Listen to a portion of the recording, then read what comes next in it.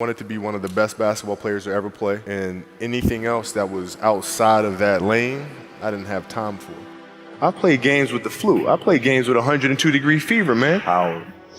This obstacle cannot define me. It's not going to cripple me. It's not going to be responsible for me stepping away for the game that I love. I'm going to step away on my own term, because when I retire, I didn't want to have to say, I wish I would have done more. I would watch Magic play, I'd watch Michael play, and I would see them do these unbelievable things, and I'd say, you know, can I get to that level? I don't know, but let's find out.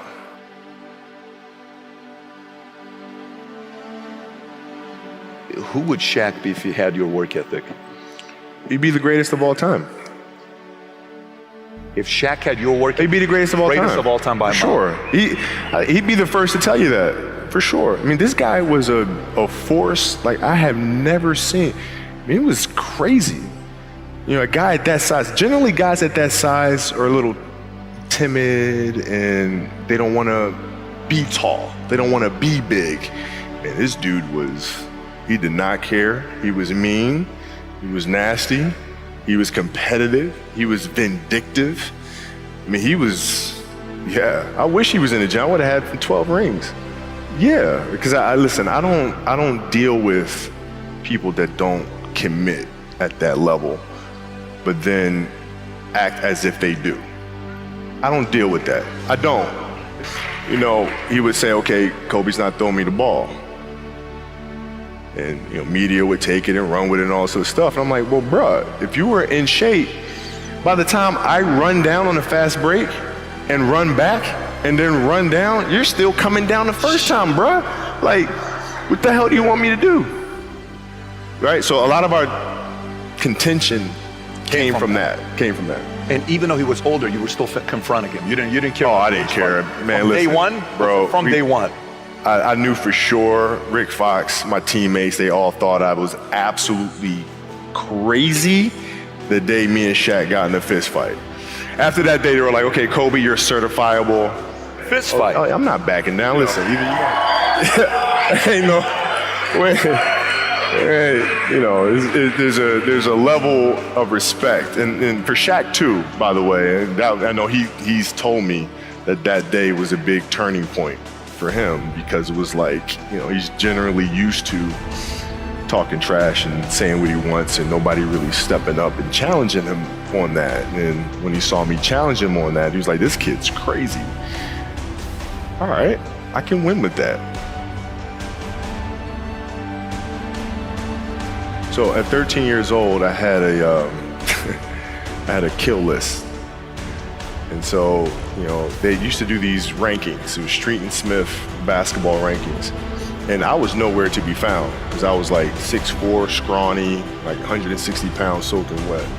So I was like 57 on the list.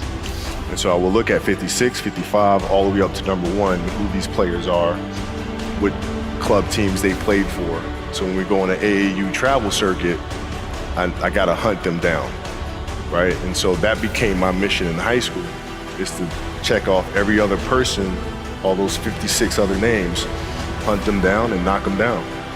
So like at 13 years old, you know, I played the longer game, because my game wasn't about being better than you at 13. It was to be better than you when, you know, the chips are really on the line.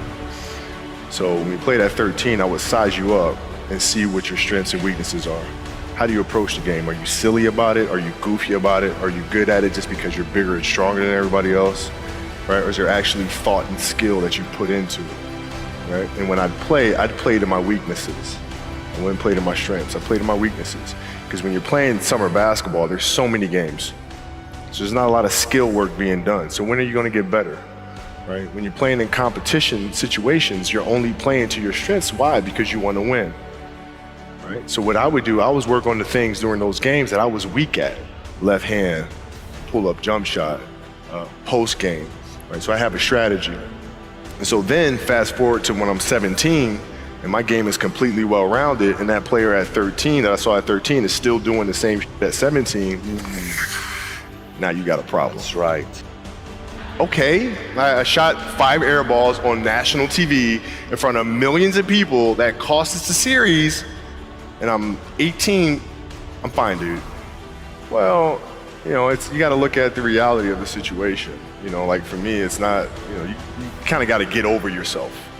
It's not about you, man. Like, oh, okay, you feel embarrassed. You're not that important. Like, get over yourself. That's where you go. Get over yourself. Right? Like you're worried about how people may perceive you, and like you're walking around and it's embarrassing because you shot 5 air balls. Get over yourself, right? And then after that, it's okay, well, why did those air balls happen? Got it. High school, year before, we played 35 games, max, right? Week in between, spaced out, plenty of time to rest. In the NBA, it's back to back to back to back to back to back to back. I didn't have the legs. So you look at the shot, every shot was online. Every shot was online, but every shot was short. Right? I got to get stronger. I got to train differently. The weight training program that I'm doing, I got to tailor it for an 82-game season so that when the playoffs come around, my legs are stronger and that ball gets there. So I look at it with rationale. Say, okay, well, the reason why I shot air balls is because my legs aren't there. I go, well, next year they'll be there. That was it. Done. And we had a game against Toronto in 2000, and Vince was tearing the league up.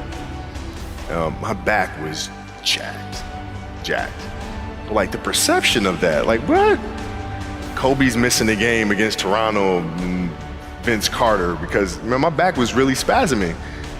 But people will be like, what? Oh, he's ducking Vince. Excuse me? No, I don't think so. So I would be in the layup line like, okay, there's a lot of days where, you know, you can rest and recover. Today ain't one of them. Your back can bother you any other day. That shit ain't bothering me today. He gonna have to see me today. Yeah. Oh, man. Yeah. You're playing against the Golden State Warriors. Score is 107-109. You guys are close to getting into the playoffs. You know exactly what happens in the game. You go up, you're about to take your shot, and then all of a sudden, boom, Achilles happens, right? A friend of mine, Nima, he is here just to listen to you. He played ball. And he told me, he says, Patrick, I don't think you understand. He says, when I tore my Achilles in high school, he says, 4 friends of mine dragged me to my house. I was crying from there straight to the hospital. He says, I have no clue how the hell this guy did it. He went and hit the free throws, and then you walked off the stage. Yeah. And then you got the surgery done. Yeah. How the hell do you tolerate that kind of pain? You know, I use this. I tell this example, and I think this is the best way to explain it. You know, you have a hamstring injury, you pull your hamstring really, really badly. You can barely walk, right? Let alone play anything. Soccer, basketball, volleyball, whatever it is. Can't do anything. You're at home, all of a sudden a fire breaks out in the home. Right? Your kids are upstairs, wife is wherever she may be, you know, it's going down, right? I'm willing to bet that you're gonna forget about your hamstring, you're gonna sprint upstairs, you're gonna grab your kids, you know, make sure your wife's good, you're getting out of that house. The lives of your family are more important than the injury of your hamstring. And so when the game is more important than the injury itself, you don't feel that. But you go into the locker room, and then one of the reporters comes up to you, and he says to you, Kobe, are you convinced that they told you it's probably torn Achilles? They're gonna do an MRI. Are you pretty convinced that's what it is? And your answer is yeah. Then one of the reporters says, but if anyone is gonna get through this, it's probably you, right? You put your head down and you say, oh man, Dude, wow. Achilles were like the kiss of death for athletes. Like, I don't know if I can do this. I don't know. There's so many factors. There's the surgery that has to take place. The surgery has to go well, right? And then just, it's a tendon. I'm not dealing with anything that's muscular or things that I can control. I can't control a tendon. You know what I'm saying? So like, I don't know. And then thinking about what that process of recovery is going to look like. It's a long one. Do I want to do that shit? I don't know if I want to do it. I don't know. So that was the hardest part. You don't know if you want to do it, or you don't know if you are going to be able to come back from it. Both. Oh, like, both. I don't know if I can do it. I don't know if I want to do it. Got it. It's a long Yes. process. But like, when I went in the trainer's room, my kids are in there, and you know they're looking at you and stuff, and I'm looking at them, and I'm like, you know, it's all right. Dad's gonna be all right. We'll be fine. We'll be all right. We'll be all right. We'll be all right. As a parent, you gotta set the example. You gotta set the example. This is another obstacle. This obstacle cannot define me. It's not going to cripple me. It's not going to be responsible for me stepping away for the game that I love. I'm going to step away on my own terms. And that's when the decision was made that, you know what? I'm doing it. I'm doing it. You're a freaking beast, bro. Yeah, hey.